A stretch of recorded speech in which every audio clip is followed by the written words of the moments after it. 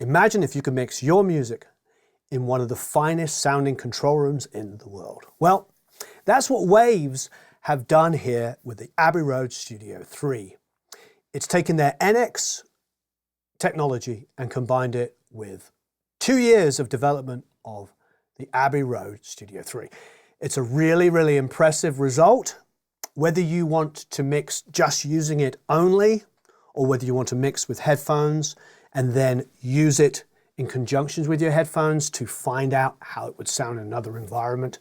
Either way, it's a wonderful piece of technology. And what I love, and it's one of the most important things, is now you can hear what your music would sound like in a room that you can absolutely 100% trust. So many of us are mixing in environments where we're not really sure whether it's going to translate. Well, some of the greatest albums and some of the greatest producers, engineers, and mixers have mixed and continue to mix in this room to this day. It's considered to be one of the finest mix rooms in the world. So now you can listen to your music in that environment.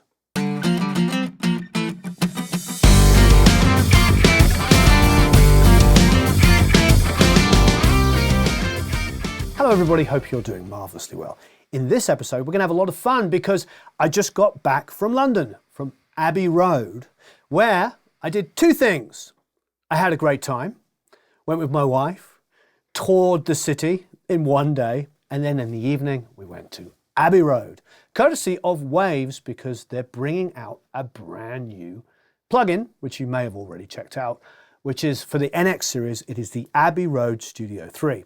So we went there, we heard from Merrick Stiles, who is Abbey Road's representative, who's part of the design team, and Waves, and we tried out this brand new plugin. So let's check out a little bit of Merrick Stiles talking about the technology that Abbey Road and Waves have come up with and how and why they did it. So we're now in the live area. You can change the acoustics around from sort of hard reflective surfaces to soft porous surfaces to get different sounds. So this is where the vibe is created, as it were, the recording. In there is the control room. This room was created in the late 80s by an acoustician called Sam Toyoshima, bit of a legend.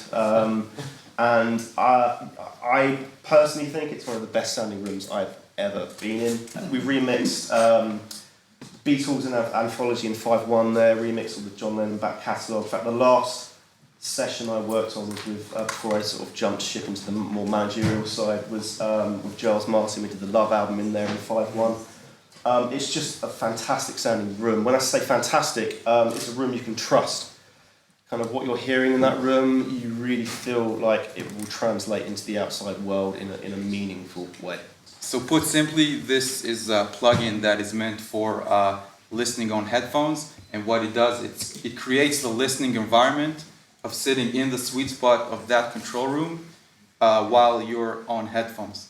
It gives you a stereo sound field or a 5.1 or 7.1 sound field. It uses a special technology which fools the mind into perceiving sound is coming from different directions around you. It incorporates acoustical measurements we have done inside the studio, and it's all added up to a very precise and professional sounding experience. Not everyone has the luxury of mixing in any sort of room, let's face it. I mean, sometimes you are making music over headphones, which is fine. But you'll make judgments using headphones that may not be that accurate and may not translate to the real world, because you've got the speakers this close to your ear, whereas the speakers on headphones this close to your ear, but in the real world you've got a pair of speakers out in front of you. You get crosstalk from one ear to the other. You've got no center image really in a pair of headphones. You've just got this sound here, so you've got this fake center image. And it can really affect decisions you're making about where you're panning things, mixed depth, reverb effects, center imaging. It can all be quite clouded if you're just mixing purely on headphones. And this software allows you to get a bit of context back and a bit of judgment back that you can trust. So actually, beyond listening with a professional mindset, it's also just a very pleasant listening experience. So once you put your headphones on and you activate this kind of effect, you suddenly get this sense of the music and the sound enveloping you instead of being inside your head. So if you would be listening to a stereo piece of music, you would suddenly get this sound field in front of you, which has depth and have width and have certain details that only reveal themselves on speakers. If you would be listening to surround content, then suddenly you would have the explosions in the movie happening behind you, and things will be happening all around you from just your regular set of headphones. It's like, in a way, you are hearing the music as the mix engineer was hearing it while he was mixing. What happens with speakers in the real world, how they reach both ears, that's the basis of what NX recreates. So it adjusts the audio and delivers it to both ears with subtle differences in time and frequency that match the way it happens in the real world, and that allows our brain to perceive that direction. So, there's a lot of opinions on this. I will say I'm firmly on the opinion of I like this. Why? Because I came up with an idea a couple of years ago to do this myself. In fact, last year I approached a company to do this very idea. You might ask why. Well, I mix on headphones out of necessity. And I know that you can mix on headphones. In fact, I have done a ton of live streams. Check them out, where I mix on headphones and I get good results. But, and this is the big but, I don't enjoy it as much. I find that I'm listening to music almost forcibly. It's like going straight into my ears. It's not necessarily going into the pinna, and it's not that experience of being in a room. Most importantly, being in a room. I like mixing with monitors. I also like mixing in rooms that I like the sound of. Headphones are a different animal. And don't get me wrong, there are many people that mix on headphones that get great results. Andrew Sheps, for instance, mixes on Sony 7506s, which in America are considered to be studio standard headphones. So we do know that people can mix on headphones and get great results. However, predominantly most people still mix on monitors. There's something enjoyable about the process. I love personally just sitting back, relaxing, and, turning it down and just getting an experience of what it's like to be in a room. Many people talk about leaving the room and hearing it outside of the room and getting a different perspective. There's just something wonderful about mixing on monitors. The idea with the NX, the Waves NX, and specifically with Abbey Road Studio 3 plugin is to experience what it's like mixing in that room. So we went there, we saw the presentation, but as we like to say in England, the proof of the pudding is in the eating. They had a bunch of Pro Tools setups set up with a pair of headphones plugged into each of them. Nothing fancy, but the software. And they have about 10 or 12, top of my head, headphone emulations in there as well. So that's good to answer a lot of people's questions. They actually do have, the system modeled for different headphones, and I hear they're bringing out a ton more. So each of these stations had its own own style of headphones. There was one, I believe, with the Sonys, there was some Sennheisers, and a couple of other pairs of headphones. Why is this cool? Well, this is cool because I can listen to the music there and then immediately go into the control room, the actual control room that it was modeled on, with 3 sets of speakers, near field, mids, and the mains, and compare. And that's what I did. The far setting in particular was mind-blowingly good. I was actually talking to Yotam from Waves. I had the headphones on, and there were a pair of Sennheisers, and I was listening, and he clicked on the far while we were talking, and I actually felt like somebody had turned on speakers in the room, and I took my headphones off, and of course there's nothing. Put them back on. It's massively convincing. So then what did I do? I ran into the control room and I listened to the same piece of music, sitting in the same place. And it was remarkable. It was remarkable. I like it. I like it a lot. We can all get purely, opinionated about whether you like the idea of it or not. I know people say that they don't think it works, even though I can't think of anything clearer than to say it's the same experience being in that room as it is putting on a pair of headphones. Obviously, the great thing about Waves is they're modeling a ton of headphones. So we're actually going to go out and buy a pair of headphones, in fact, 2 pairs of headphones that are modeled there that are $100 or less. So I'm spending money to do this. Specifically because I want to be able to recommend products that I like, review products I like, frankly, and use equipment that you can afford. I mean, I've got a pair of $1,400 headphones in there. What's that going to prove? It's going to prove that if you've got, you know, a price of a used car, then you can, it's just not real world experience. So we're going to go out and get a pair of inexpensive Sennheisers. And of course, believe it or not, I don't own a pair of Sony 7506s. And so I'm going to like have that experience with the plugin. I'm going to listen to music that I have produced, engineered and mixed, just independent artists, stuff that I've done in this room, and compare. We're at Guitar Center. And no, it's not sponsored by Guitar Center. It's just basically where you go to buy stuff. And I just had a piece of pizza.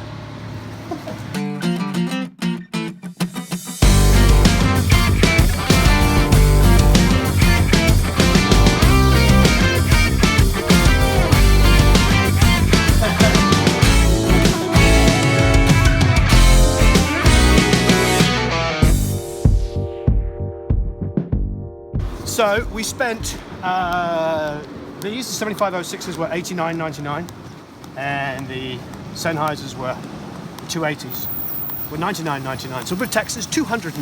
I think this is pretty real world. And I think Andrew Sheps says he mixes on these, so let's go and try them. Okay, so here it is. Plugin is open. Abbey Road Studio 3. That is exactly what it looks like. Strangely enough. Okay, so here, in this area here, you have the studio monitors. You have near, you have mid, and you have far. So you've got the near field, as you can see quite obviously there.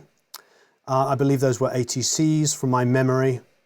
The mid are these B&Ws here.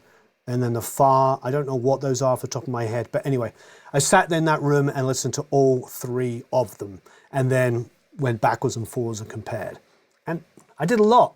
I enjoyed it. I like the idea of knowing. So I went in and I listened in one room and then I come back and listen and then I go back and I check, and we did it quite a few times. They had 2 songs playing. They had The Weekend, don't remember the name of the tracks. That was more EDM-y, dance music. Everything was slamming and loud on the track. But they also had a live performance of Fleetwood Mac doing Go Your Own Way. And that was interesting because they had that in 5/1. I'm not going to play 5/1. We could do. That could be something for a future review.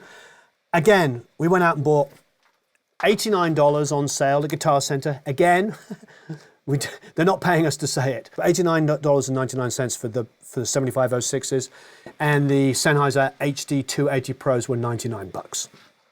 So $200 for the pair. So there's this little device here which tracks. So we've got this selected. There is, if you hit the settings here, you'll see this has come up. So I can actually name this if I like. I can hit rename and I could call it. It doesn't really matter because we're going to flick between headphones, but whatever, we could name it if we want. We can call it, you know, Sony 7506. Okay, and now it's connected. Now, put these on. Remember the, oh, and by the way, if you're hearing a lot of fan noise, unfortunately, it's the laptop. Okay, so if we put this on, the head actually is just sitting down like that. So what I'm going to do is I'm going to hit calibrate again. I'm going to look forward like I would be working. And there you go. You saw the head go bloing. And now if I move around,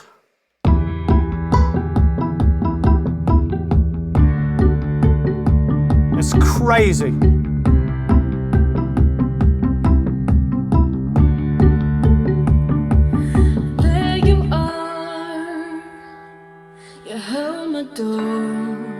So why am I excited about that? Yeah, it's cool. It's cool that you can move around, you're in the room. It's fantastic. It's bigger than that for me.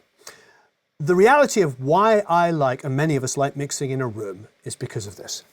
Your ears don't just hear left and right, they hear a combination of signals. So when you have a pair of monitors in front of you, even though you pan all of the guitar to the left-hand side, it's not only your left ear that hears it. If you put the guitar all the way to the right, it's not only your right ear that hears it. However, if you're mixing on a pair of headphones, it is.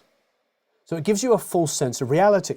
Unless you are listening on headphones only, which is kind of ridiculous. It'd be like walking around in life with a pair of headphones on, the whole world filtered through these headphones. That's not how we hear things. It's not when you go and see a show live. You may have PA on the left and the right, and they may pan things hard left and hard right, but that is not how it comes across.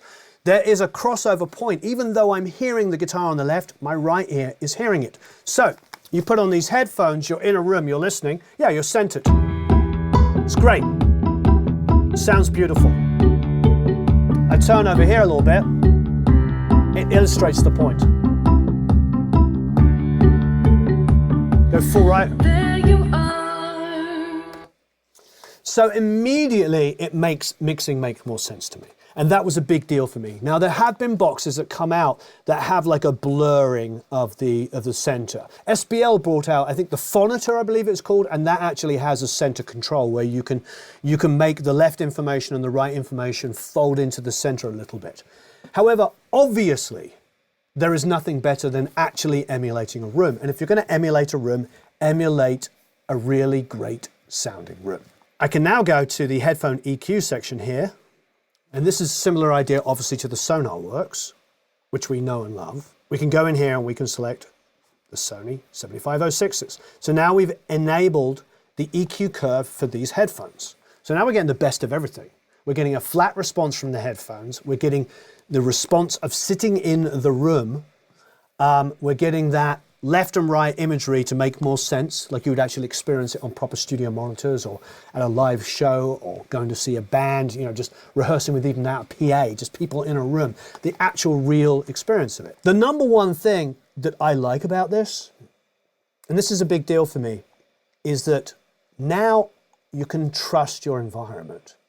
The combination of the EQ curve on the headphones, which is great, with probably most importantly, a room that you know Amazing Records is mixed by incredible people. Giles Martin mixed Love in here. And those of you like myself who have been fortunate enough to go to Las Vegas and see the Love performance there and hear the album and everything, are blown away by just how amazing it sounds, whether it be the album or the live experience. And they spent a lot of time and a lot of money making that amazing. And that was all mixed here. So there's a factor I think that many people forget that is really important, and that is trust. I get, 400 emails a day. You know, I get comments under videos I try to answer, hundreds of those a day. I get, you name it. And the most important and most prevalent message I get is this. It's, Warren, I can't get my mixers to translate. I hear that all the time. Can't get them to translate. I mix in my room, it doesn't sound good in my car. I make it sound good in my car, it doesn't sound good in my room. It doesn't sound good in my wife's stereo, my girlfriend, my friends, they're this, they're that. They're always saying the same thing because not everybody has a beautifully acoustically treated room. And not everybody has a pair of headphones they understand. And they also can't equate the experience of having headphones going into their ears, you know, music hitting them from left and right, sources like that, to the actual experience of listening to music on a hi-fi or through a boombox or in their studio or in a car. You get my point. It's like headphones aren't the predominant way that we listen to music. So don't get me wrong. Once again, you can mix on headphones. Trust, trust, and trust. Now you can mix in a room, and I really believe that you have to trust your ears. You have to trust what you hear. And now you can mix in an emulation of a room, which as far as I'm concerned is as near as darn it close as I've ever experienced. Mix in a room that you know sounds good, that people you respect and trust sounds good. So I love this idea. All right, let's have a listen. And I'm going to compare the Sonys and I'm going to compare them with these Sennheisers. So the added bonus of seeing what the different headphones sound like. Right, I'm going to bypass.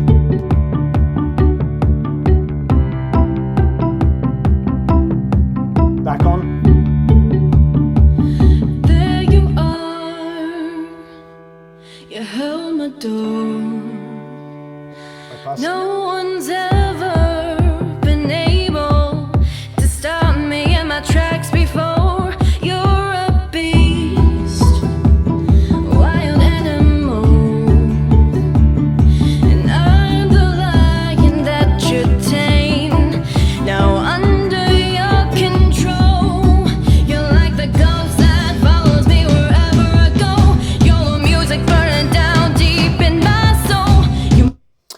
I mean, the difference is immediately, obviously, I'm listening on these headphones. You'll be monitoring possibly on speakers, on your iPhone, on a laptop, on your own headphones. If you have these as well, that would be nice. Also, of course, you're going to be listening on YouTube, so it's not going to be the highest quality.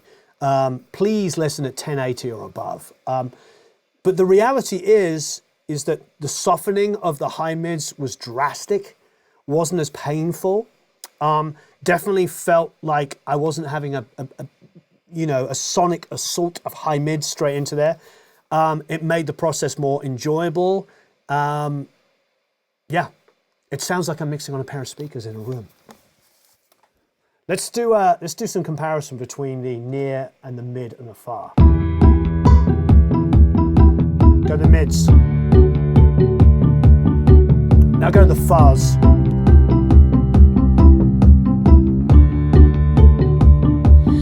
There you are, you held my door. No one's ever been able to stop me in my tracks. So I'm really enjoying it. We'll go to the Sennheisers in 1 second. But the reality is like, I almost feel like, what have you got to lose? I think for me, this is something, especially obviously when I'm mixing in the box. Why would I not want this? Even if I don't use the tracker to move my head around, I like that because I like the feeling of it really glues me to the experience to be able to turn away and like maybe answer an email and then come back and just feel like I'm working in a room. I really enjoy that, to be honest. And it's part of an experience for me. And I think that that's also a big part of making music. You take artists to Sunset Sound and Abbey Road and the classic studios because it rubs off on them. The Studio 3 is where they recorded Revolver. Even though they've chopped up the studio now and built a new control room, just to know that you're in the room that they recorded Revolver, and then in the building, Abbey Road, that recorded half of the albums that you love, where Alan Blumlein invented stereo, and quadraphonic was some of the early pioneers of quadraphonic were done there, let alone, so all of this technology and all of these incredible people come in and out of there every day. So it's a big part of it. It cannot be underestimated that there is a romance in it, which I actually love. And I think that's okay. For me, the biggest thing is the fact that now I can apply this. I don't have to listen to it all the time, but I can apply this in my mixing process and be like, well, what's it going to sound like in a room that sounds good? And it's another perspective. Talk about going back to those emails, those 400 emails of people asking all the time, and they ask always the similar questions of like, can't get the low end to translate. I come up with speaker selections, I come up with acoustic treatment ideas, I send them to different people, we have many discussions about it. I mean, this is constant for me. So I get it on Instagram, I get it on Facebook, I get it, and it's a really important part of what we do.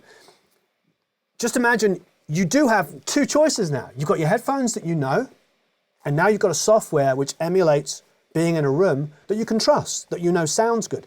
That immediately helps you. So if it is super, super boomy and the mix is not good, it's going to translate in a completely different way. If your headphones are coloring it so much and your experience of those headphones colors it so much, you can turn this on and you can, especially if you've got the Sonys, for instance, here, you can emulate that and listen to it. A couple people have asked me, and it's a good question, it's like, what happens if they don't have my emulation? Yes, you could use SonarWorks after it as well. But Waves maintain, and I get a bit of this, they're saying if you don't have the emulation, it's still going to make a huge difference, because if you know your headphones, it's going to make a huge difference. I like, obviously, the idea of using the headphones that are associated with this. And we've kept this pretty inexpensive. We're using the Audient here, and yeah, we're using our $100 or left headphones. So anyway, let's now, I'm just going to swap this over. Okay, so I'm changing over the Bluetooth tracker now. But as David was just pointing out to me, you can also use the camera tracker. So if you don't want to buy the Bluetooth tracker and you already have like a Logitech one or something like that, you can also put that on. So that's pretty nifty as well. Okay, so we put the Bluetooth tracker now on this. I'm going to go and select. These are pretty inexpensive. These were $99. As I said, the 7506s were on sale for $89. There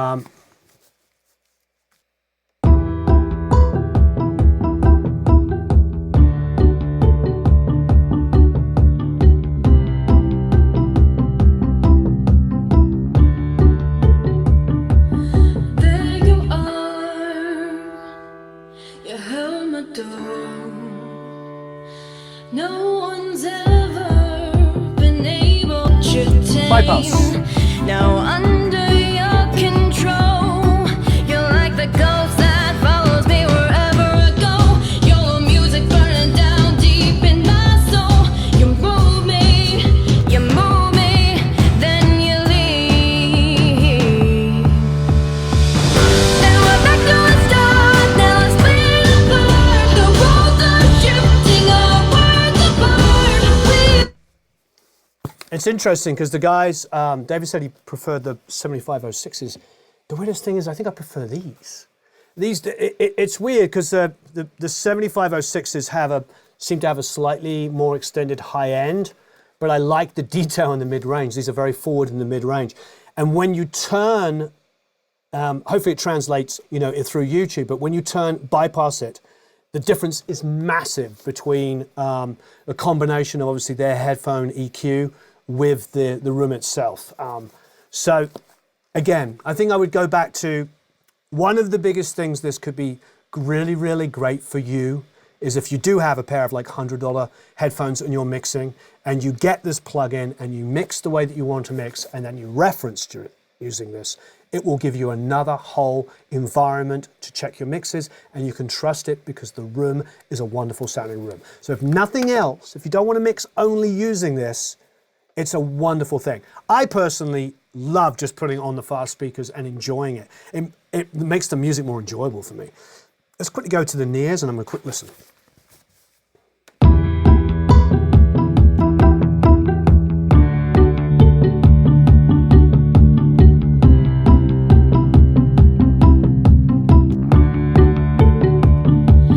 There you are, you held my door. No one's ever been able to stop me in my tracks before. You're a beast. One thing I will say as well is that you can, one of the things that you can do here is you can turn on the head modeling as well if you want to get really pedantic. And then you can just take a tape measure and actually measure the circumference of your head and add that to there. Now they've put in an average. You can also do it on centimeters for those of you that are in Europe or the rest of the world, and those of us still on empirical measurements. You can go to inches either way, but that's a nice touch. Yeah, it's on this factory default at the moment. It's like an average head size, but you can get really, really pedantic on this. So I think it's a great software. I really do. And like I say, at the very least, it's an alternative way of hearing your music, another environment that you can use to test it on. So even if you don't mix through it the whole time, I probably will. I'll probably use this on near field and mix through it. So as an added bonus, I'm standing in Studio 3. I'm listening, I'm sitting, I'm going backwards and forwards. I pulled Merrick aside and we talked about the EMI TG3 desk that is in there. Hey everybody. Thank you. It's Merrick Styles from Abbey Road. What's your actual official title here? The head of audio product at Abbey Road Studios. So I like work that. with companies like Waves and Chandler Limited, and we release cool products. Wonderful. Now we have a lot of background noise because the new Waves NX is playing a 5.1. So there is other people that have other agenda, and that's perfectly nice. But of course, I want to ask you about this. You did tell us about this off camera, and I'm incredibly excited. Yeah, so this is an EMI TG console. This is the Mark III. This is pretty like sort of mid-70s, this console. It was EMI's first ever transistorized console. EMI used to make all their own recording gear back in the day. The Mark I of this console was the console used to record Abbey Road, the album Abbey Road, for example. And it was pretty unique bit of gear. It's probably the first ever console to have a compressor and limiter on every single channel, which was unheard of at the time, pretty groundbreaking. Now, of course, that's the norm. And we're lucky enough to still have this console, a couple of other consoles that are similar from a similar era, and people like to use them as like sidecars to put their drums through, or guitars, anything where you want to add a bit of colour, you know. Still in use, still works. I mean, they built these things are built so well. Any notable elements it's been used on recently? Well, this desk is always here, right? So, and people are free to use it. So, I mean, you know, Brockhampton recorded and mixed their last album here at Abbey Road, so it wouldn't surprise me if some of their tracks went through this. That's just the nature of Abbey Road. You know, you never know who's going to use what and what it's going to go through. It's here to use. We're not a museum. It's real gear that's ready to go. You know, obviously with the latest cutting-edge equipment as well. We're not all about just old gear. We absolutely love this stuff, and you know, it's like when you come to a studio like this and you bring an artist, they're elevated. They're excited because they're coming to be in a room where their favourite records were made. Yeah. You get to use this kind of equipment. It's, you know, I always make a joke, like if you recorded a song with like a yellow light that wasn't connected to any audio and it was turned on, and it became a #1 hit, would you ever turn the yellow light off? Yeah. It's just something about equipment that we absolutely love. Hey, I do love, and this is very smart, that it's stepped. Because that makes recalling so much easier. Yeah, that everything is stepped. All the EMI stuff was, the TG stuff was stepped. Very smart. Yeah, you just knew where you were at with stuff, you know. I don't know how that became a thing or who demanded that, as it were, but all the EMI stuff I've used has got that step thing going on. Yeah. It's just, you know, it's a great bit of kit. And it's fun to use it. It's fun to use this stuff. It's fun to get your hands on things. Oh, absolutely. We're all used to a mouse these days, and there's nothing wrong with that. Right. There's nothing wrong with mixing in the box, in the DAW, or whatever you want to call it. That's totally cool, but it's also nice to sometimes get your hands a bit dirty with some real gear, you know. Well, everybody watching this, I do hope that we picked up enough audio. And thank you, Fleetwood Mac and The Weeknd, who will be profiting from this video. Well, I don't think either were actually made here, were they? Huh? I don't think either of these. No. Anyway, thanks ever so much. Please leave a bunch of comments and questions below.